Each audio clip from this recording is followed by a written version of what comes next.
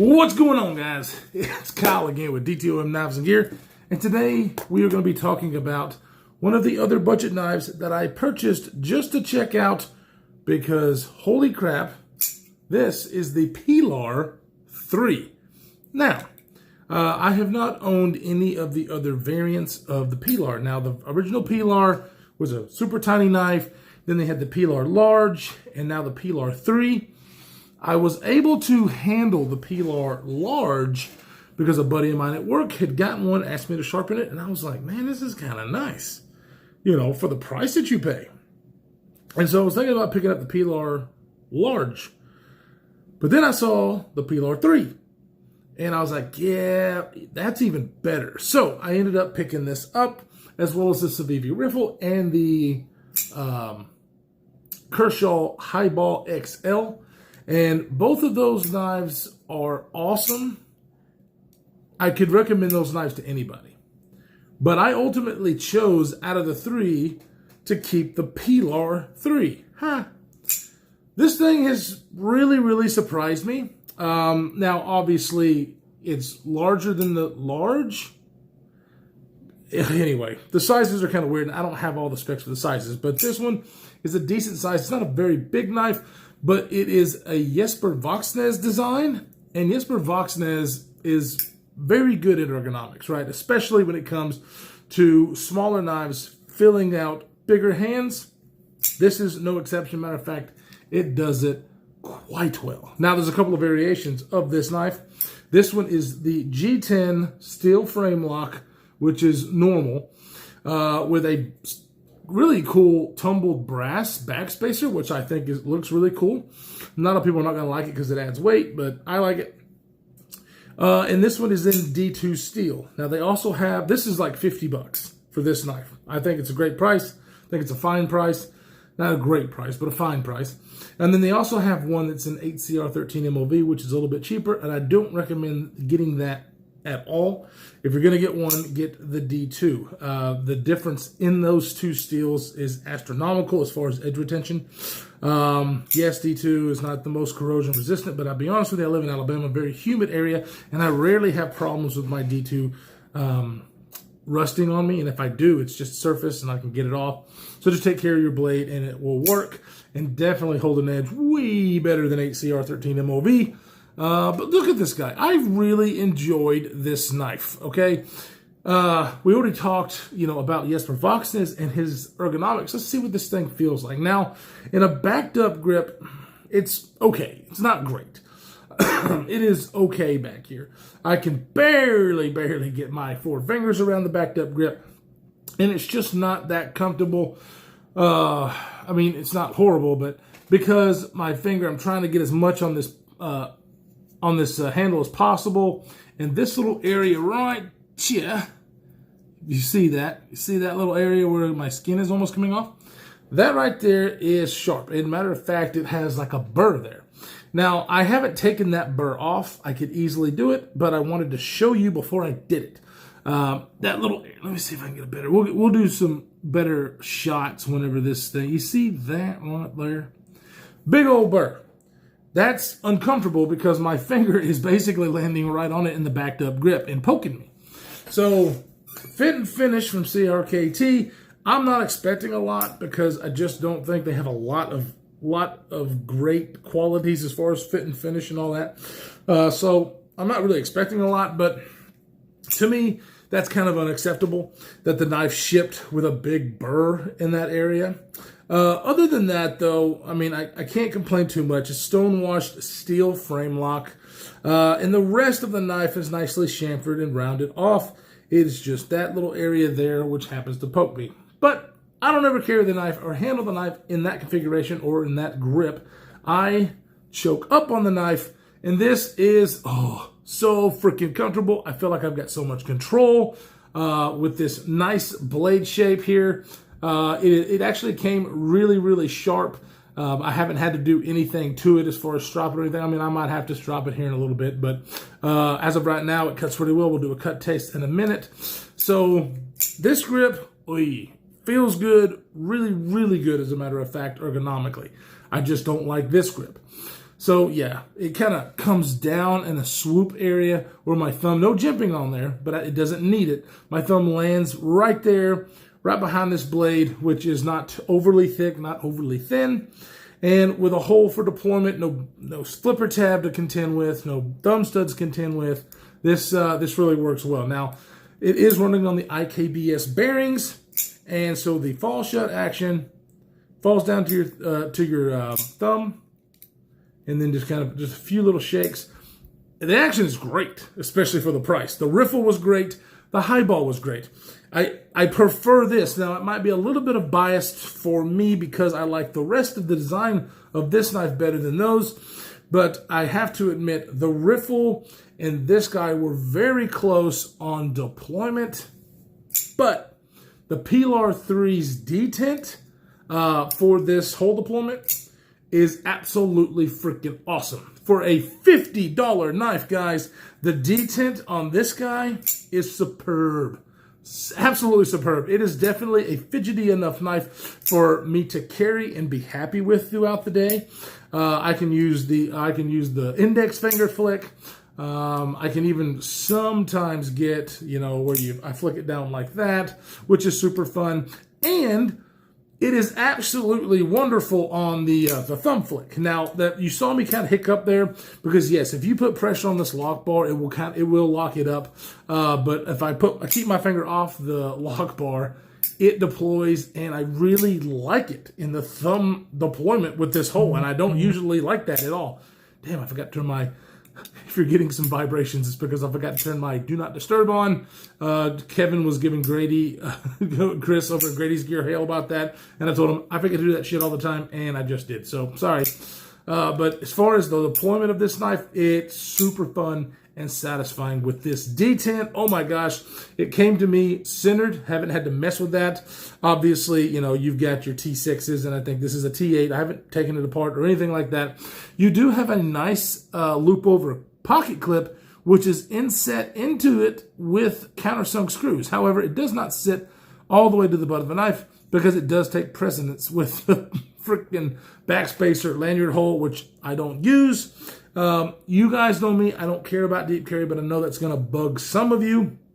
It does give me a little bit of an area to get this out of the pocket. So it goes in and out of pocket just fine for me. It does have good retention. Obviously, a steel pocket clip. It does have the CRKT on the pocket clip, which I'm not a fan of. But, that's not that big of a deal. It is only a tip up right hand only. So you lefties out there, you might not like it because of the pressure on the lock bar. I'm sitting here and I'm trying to do it with my left hand, and it's really hard. So I don't think this is going to be a lefty-friendly knife. If Kevin wants to borrow this and try it out, he can, but I doubt he will because, yeah, it is one of those things. It's wherever you put your hand. It's pretty close on that lock bar for this backed up grip. For the right hand, it's not that bad. Matter of fact, it's excellent. So, yeah, sorry, lefties. It's just kind of a thing. You do have G10 on the front, which is textured. Come on, camera. Which is textured, and it is textured very well. It is similar to a PM2 or a Pair 3. I would say the Pair 3 and the PM2's natural, or the G10 that comes on the basic models, is a little bit grippier. Some people actually say too grippy on a PM2. I don't find that to be the case. This one is definitely a little bit more slick, but it does add texture. So I like that. Obviously, the back is steel, and there's no texturing there, so it is a little slick. But this knife locks you in so well with its ergonomics that it's not a problem in the least. And it is that way in any grip that I put it in. So yeah, very comfortable knife. Very satisfying, fun knife to play with for only $50. With a Jesper Voxnäs design. I think that's pretty good. Yes, steel, D2. Those are the value materials that we're getting for this price. But in my opinion, design and function, it's a win. Now, this thing is about 22 thousandths behind the hedge, but it does have a very tall, flat grind. Comes down here with this drop point. I guess you'd call that a drop point. All belly on the cutting edge. Very useful blade shape.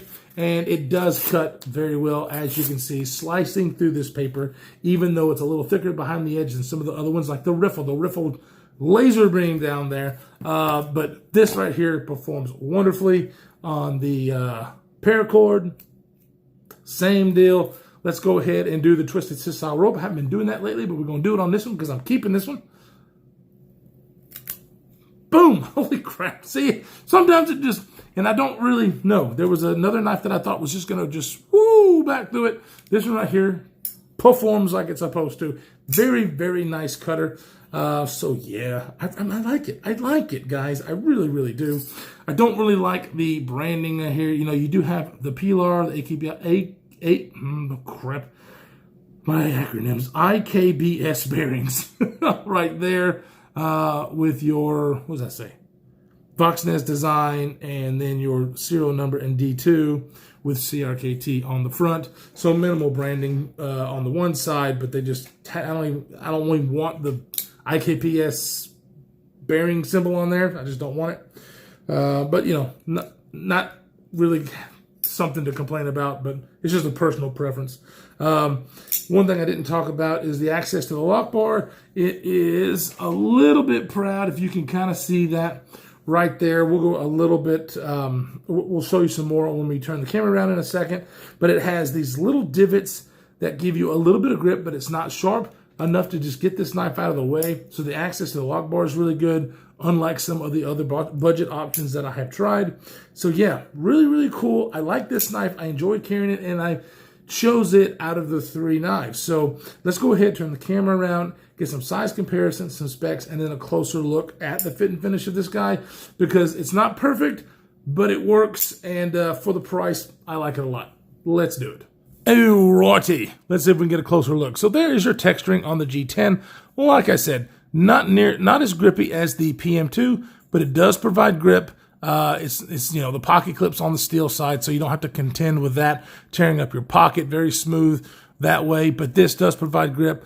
Tumbled brass backspacer, which I think just adds, you know, a little bit of color pops. You know, I really like this color combo with the black and the brass and the tumbled steel. I think it's a really good combo. You know, I'm never going to use this lanyard tube, but, you know, it's there. But it's just, you know, the construction is good. There is your pocket clip and the construction with the countersunk screws. Really well done. Thank you, CRKT, for doing this. Pocket clip works really well. There is your cutout for the lock bar. You have your, it's a steel frame lock, so there is no insert or anything. It's just the detent ball. And then you have this screw that holds in a plate. Don't know if you can see that little plate, which prevents it from over traveling. So that's really nice, really genius to have that in there. You know, and on the $50 knife, I think is really well done. So let's see if I can get a good close look at the burr. There's that burr. That's the thing that's poking me whenever I have it in the backed up grip. So now that I've shown this, I'm definitely going to take a file and get rid of that guy. But yeah, that was a kind of a pain in the ass and a little bit annoying. There is those little scallops I was talking about for the lock bar access, which is really, really nice. So what are we looking at? Here it is in the circle. So not a very big knife, but not a tiny one.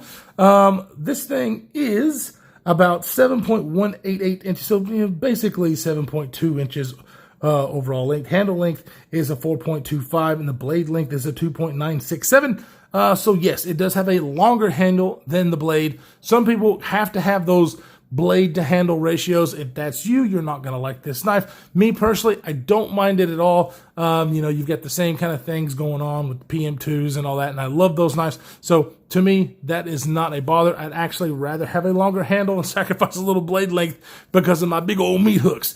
But yeah, it works great for me ergonomically, and I've got enough blade length to do what I need to do on a daily basis as an EDC knife. So for that, it is, it's good. It's about 150 thousandths thick on the blade stock, which, like I said, comes to about 22 thousandths behind the edge. But as you saw in the cut test, it does slice it relatively well. It is stonewashed on that flat grind, so nothing to. It's really nice and slick, so it passes through material very, very well. The thickness is very good. It's not overly thick. So let's compare it to some of the other ones. here it is against the Pair 3. Very Pair 3 size. But I got to be honest with you, the ergonomics on the Pilar 3 are better. And mainly because of this right here. The opening is still one of the best. Compression lot, still one of the best. But because of this hump where the hole is, in my opinion, the CRKT with its wonderful detent is much more comfortable and more pleasant to actually middle finger flick. I know, here's the what the hell. But that is just kind of the deal. Here it is against the PM2, just to give you an size comparison. So, obviously the PM2 is bigger, and, brass, had to do that. So a couple other knives that I love because of that nice finger choil, which this one has. And they're also some of my best, smaller knives that could possibly be used for a primary in a pinch is the Spanforge Stinger. As you can see, very similar in size. You do have more blade length on the Ferrum Forge, but this is definitely a thicker guy. Feels my hand out more, which means it's more ergonomic. Not that this one is bad, but it's just, thin, which people are going to like, because just with my big old thick hands, it is kind of just all over the place. So it works. It's just more comfortable with the Pilar 3, which is saying a lot, guys. I'm just really, really love it. Another knife that is wonderful because of the thumb hole and the finger troll is the F5.5. Now, keep in mind, this F5.5 has had the finger troll extended. For my fat fingers, they do not originally come with this, but it's just extended just enough for my fat fingers or for my fat finger not to be up on the blade as much as it was in the original state. Kevin Lefty EDC was the one who purchased this and had this done because he loves me and I love him, and he is so awesome. And we're going to Blade Show, and I am excited. Oh yeah. Okay, I'm sorry about that. Yeah, don't do that. But yes, I'm very, very excited to go to Blade Show, and especially with my bro Lefty EDC. It's going to be so much fun. So guys, this is about it for my full review of the Pilar 3. I can highly recommend this knife. I mean, I can recommend this to anybody who has small hands, large hands. It's definitely a budget knife, around $50. I think this thing is an excellent knife for EDC. I tell you, the riffle, the highball were so freaking good. But I chose this for a reason, guys, and it was the ergonomics and the detent. 100%. The riffle did have 14C28 in steel, which, yes, in hindsight, depending on what you like, is a better steel, but I don't mind D2, and it just didn't win over because I like this design so much because of the ergonomics, and CRKT just killed it with the detent, guys. It's just all there is to it, guys. I love you all. Stay safe in this crazy world that we are living in, and we will see you in the next one.